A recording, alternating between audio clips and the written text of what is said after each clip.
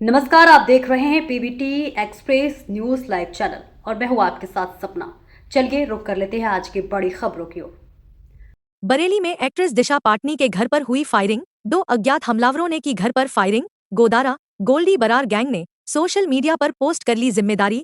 बरेली बॉलीवुड अभिनेत्री दिशा पाटनी के पिता जगदीश पाटनी यूपी पुलिस में अधिकारी रह चुके हैं, जबकि उनकी बहन खुशबू पाटनी भारतीय सेना में ऑफिसर रही हैं।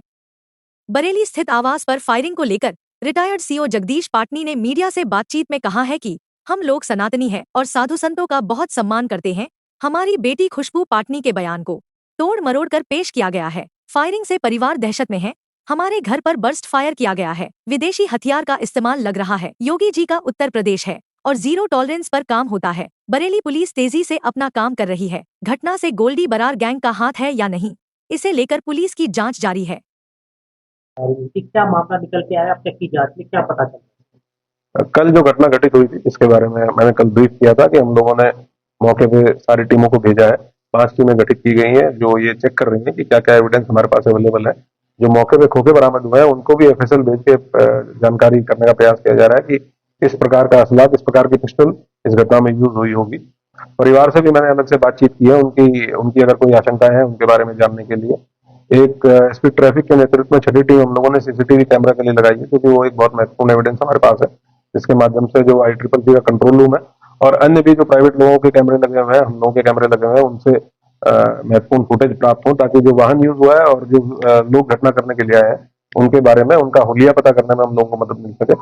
उसी पे अभी सारी टीमें काम कर रही है। परिवार को हम लोगों ने सुरक्षा व्यवस्था उनकी सुनिश्चित की है। वहां पे एक आर्म गार्ड पुलिस लाइन से लगाई गई है, उनके साथ सुरक्षाकर्मी भी साथ में लगाए गए हैं और ये 6 की 6 टीमें हैं। लगातार सीनियर अफसर्स के द्वारा सुपरवाइज किया जा रहा है और हम लोग उम्मीद कर रहे हैं कि जल्दी हम लोग घटना का अनावरण करें। घटना किस प्रकार से हुई, क्यों हुई, कौन लोग इसके पीछे थे, इसके बारे में विस्तृत जानकारी हम लोग निकाल पाएंगे जब घटना का अनावरण होगा और अपराधी पकड़े जाएंगे, उनसे डिटेल में पूछताछ की जाएगी।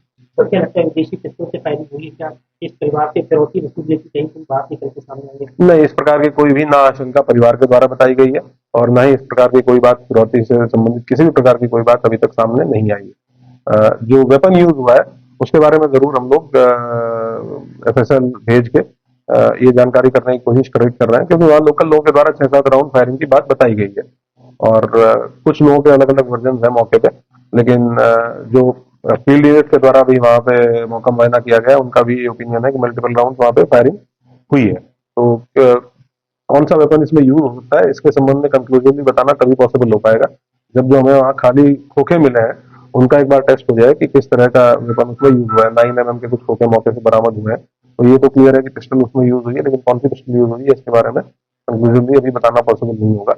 लेकिन महत्वपूर्ण क्लूज कुछ हम लोगों को मिले हैं। हम लोगों की जो साइबर सेल की टीम है वो भी इसमें लगी हुई है, सर्विलांस की टीम भी लगी हुई है, जो ICCC की कंट्रोल रूम की टीम है उसको भी स्पेशलाइज इसी काम के लिए लगाया गया है। तो उम्मीद है कि जल्दी हम लोग कुछ ना कुछ ऐसी लीड हम लोगों को मिलेगी जिसमें हम लोग घटना को वर्कआउट कर पाएंगे और कठोर कार्रवाई सुनिश्चित कर पाएंगे। सर, इससे पहले बताया जा रहा है कि एक दिन पहले ही फायरिंग करवाए लोगों ने। वो उस घटना को सुबह जब लोग उठे थे, इतनी बातचीत हम लोगों के द्वारा लोकल लोगों से की गई, उसमें उन लोगों ने बताया कि जब ये सुबह उठे तो आपस में चर्चा हुई कि रात के टाइम पे कोई फायरिंग जैसी आवाज आई थी। तो उसको भी एस्टेब्लिश किया जा रहा है, उसको भी हम लोग क्योंकि सीसीटीवी फुटेज हमें लगभग सिर्फ घटना के समय का नहीं देखना है, उससे 72 घंटे पहले 72 घंटे बाद तक का भी हम लोगों को सीसीटीवी फुटेज देखना है कि कौन कौन लोग वहां आए या कौन कौन लोग उसके बाद आए, पहले कौन कौन आए। इसीलिए थोड़ा टाइम उस चीज में लग रहा है, सीसीटीवी फुटेज को देखने में लग रहा है। तो ये कंफर्म हो पाएगा कि पहले की घटना क्या थी वहां लोगों के द्वारा, लेकिन ये बताया गया कि एक दिन पहले रात के टाइम पे फायरिंग की उनके द्वारा सूचना उनको आवाज सुनाई दी और जब सुबह उठे हैं लोग 6:30-7 बजे तो आपस में जब बातचीत हुई तब उन लोगों ने एक दूसरे के साथ शेयर किया। तो उसके बारे में अभी हम लोग साक्ष्य संकलन कर रहे हैं। भैया, घटना के बारे में आप सबको पता है और आपने न्यूज़ भी पढ़ ली होगी, आपने न्यूज़ भी देख ली होगी। तो घटना तो आपने देख ही ली है कि 2 अज्ञात व्यक्तियों के द्वारा मेरे घर पर बर्स्ट फायर किया है। मेन घटना यही है।